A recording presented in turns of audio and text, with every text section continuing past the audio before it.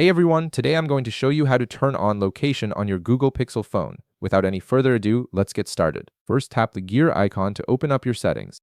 This is your main hub for all device configurations and will give you access to all the important features you need to manage on your Pixel phone. Once you're in settings, scroll down through the menu until you find the option labeled location and tap on it. This section controls all your location-based services and determines whether apps and features on your phone can access your current whereabouts.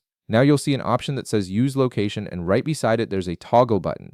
Go ahead and tap this toggle to turn on your location services. Activating this allows your phone to use GPS, Wi-Fi, and mobile networks to determine where you are, which is essential for navigation apps, weather updates, and many other location-dependent features.